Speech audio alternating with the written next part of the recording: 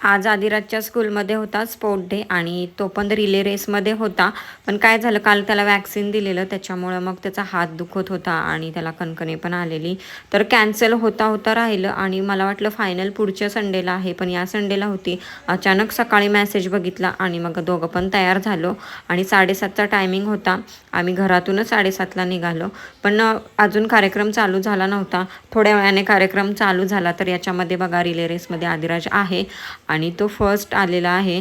तर जेव्हा जेव्हा प्रॅक्टिस होत होती स्कूलमध्ये तेव्हा तेव्हा तो फर्स्टच येत होता.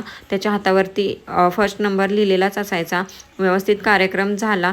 सर्टिफिकेट काय मिळालेलं नाही.